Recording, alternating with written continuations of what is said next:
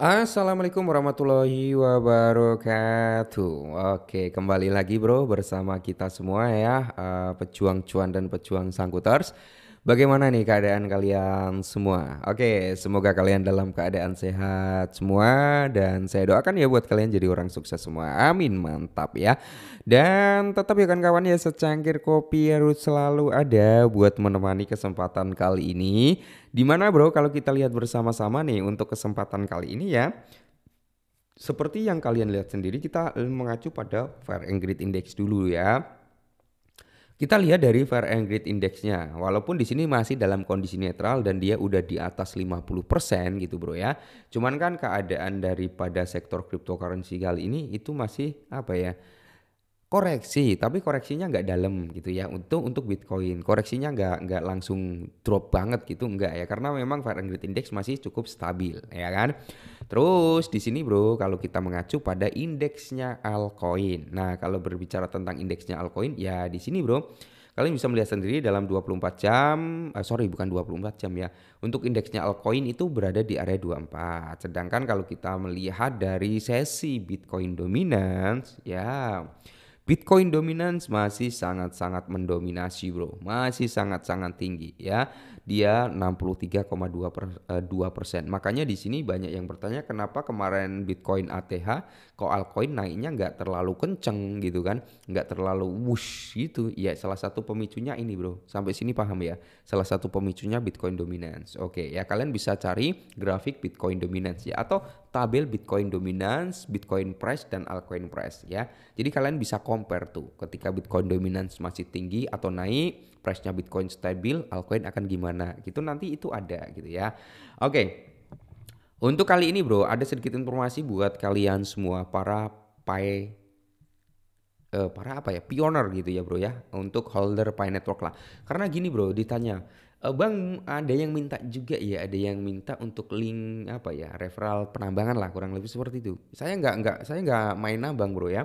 Saya di Pi Network itu nggak main nambang. Oke, jujur saja saya nggak main nambang. Saya beli di exchange ya, saya beli di exchange bro, dan sempat profit juga waktu itu kan. Dia sempat down tuh ya. Saya sempat ke bawah FOMO juga nih. Sharing-sharing dulu ya sebelum kita bahas. Saya sempat ke bawah FOMO waktu awal-awal dia launch teman-teman ya. Saya sempat masuk tuh sekitar 150 atau $200. Saya masuk jebret ya kan. Habis itu dia aku sangkut itu. Aku sangkut bro ya. Ya, pikiran saya oke lah cari cuan tipis-tipis naik 10 sampai 20% cukup lah gitu ya kan, karena biasanya token listing itu naiknya cukup ugal-ugalan habis itu drop ya. Nggak taunya bro ya, ditinggal sebentar ngopi keluar, saya cek drop. Mau cut loss jangan lah ya. Rugi juga gitu kan. Ya, akhirnya DCI lagi ke bawah, DCI dan ketulung bro. Picoin membuat ATH di area 2 dolaran waktu itu ya, 2,9 atau berapa. Wah, cuannya malah berlipat ganda itu ya. Nah, dari situlah ya modal saya tarik plus cuannya saya tarik juga. Ini masih ada ya, masih saya hold juga bro ya. Itu tinggal profitnya, dan sempet DCI juga beberapa kali, dan di area entry kemarin di area 1,6 juga sempet TP juga ya. Terus ya kita akan bahas lah untuk Pi Network di kedepannya seperti apa. Oke, kita langsung gas. Nah, jadi di sini bro, tim jaringan Pi mengumumkan dua pembaruan besar di tengah pencatatan koin di Kraken. Oke, kemarin itu kalau nggak salah kemarin atau lusa atau yang 2 hari yang lalu ya, aku lupa bro ya. Kalian bisa cek sendiri di akun X-nya Kraken atau Pi Network gitu kan. Itu si Pi Network itu listing di market perpetual daripada Kraken. Ya kan, makanya semalam kalau nggak salah ya, itu harganya sempat naik sampai di kepala 82 kalau nggak salah, 81 atau 82 gitu ya. Ya teman-teman yang sempat taking profit di kepala 8, wah udah bisa DCL lagi gitu kan. Nah, jadi di sini bro kita nggak akan berbicara tentang short termnya, tapi kita berbicara untuk jangka panjangnya. Di sini ada dua pembaruan yang diungkapkan oleh pihak Pi gitu ya. Nah, pembaruan ini bro mencangkup apa? Jadi di sini bro, tim jaringan Pi mengumumkan pembaruan dApps, oke, dan opsi pemulihan baru. Nah, ini menarik bro ya, karena semakin banyak dApps itu akan semakin hidup gitu ya untuk token tersebut gitu bro ya.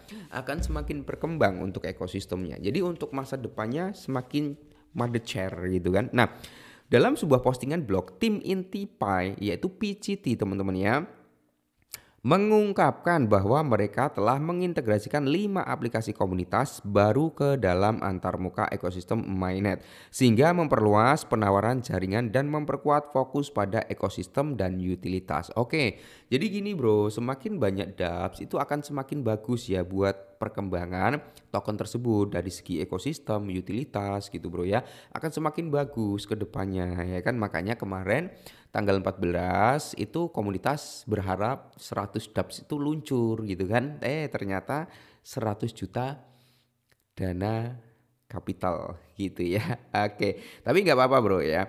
Pembaruan kedua melibatkan alur pemulihan akun baru. Nah, jadi pembaruan kedua itu melibatkan pemulihan di akun-akun baru teman-teman ya. Di mana membuat anggota komunitas mengatur ulang kata sandi mereka dengan aman dan efisien. Pengumuman ini menyusul peluncuran dana VC sebesar 100 juta US dollar. Nah, menurut tim, aplikasi baru mencangkup aplikasi permainan. Oke, jadi aplikasi permainan ya, permainan ular, aplikasi e-commercial. Nah, ini menarik nih, aplikasi e-commercial. Nah, ada gamenya juga ya. Game ular itu mengingatkan kita sama kayak HP jadul Nokia dulu ya. Gamenya ular gitu kan. Wah, gitu ya. Snack ya teman-teman ya. Oke.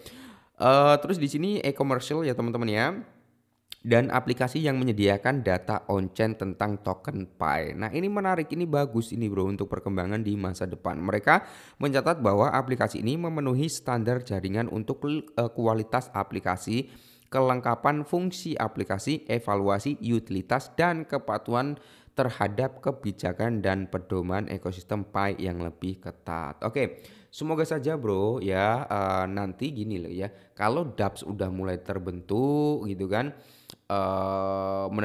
menerbitkanlah smart contract gitu bro ya. Jadi berharap banyak token lah yang terlahir juga di jaringan Pi gitu kan. Karena ini akan bagus juga untuk masa depan Pi kalau itu terjadi gitu kan. Apalagi Pi ini kan memiliki blockchainnya sendiri gitu kan, mainnetnya sendiri layer 1 gitu kan bro ya. Jadi kalau dia bisa membuat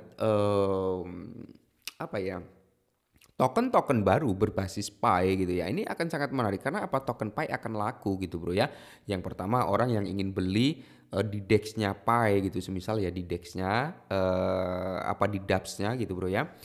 Dia kan harus memiliki koin Pi. Contohnya kayak di Solana, kita beli Solana ya, mencari tokennya di DEX Screen gitu bro ya.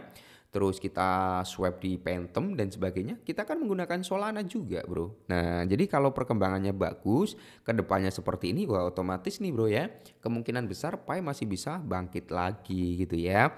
Akan tetapi kan seperti yang kita bahas sebelum-sebelumnya, oke.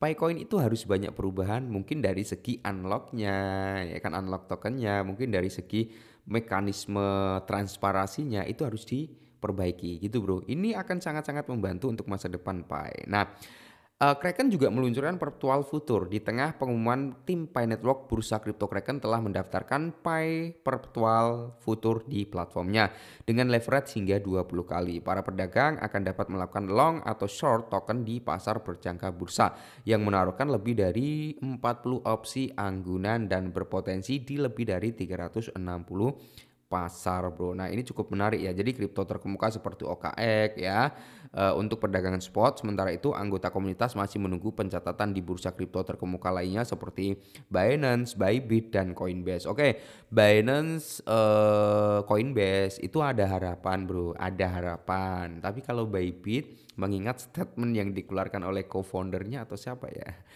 itu loh ya bro ya, itu cukup berat untuk masuk ke Bybit kecuali ada perubahan besar ya. Kecuali ada perubahan besar mungkin Bybit bisa masuk. Tapi kalau nggak bisa masuk ke Bybit, dia bisa masuk ke Adbit juga udah bagus kok ya bro ya. Oke, jadi mungkin ini dulu ya. Semoga saja dalam waktu dekat Picoin ini bisa grow up ya bro ya. Dan mungkin ini dulu, tetap semangat dan salam cuan.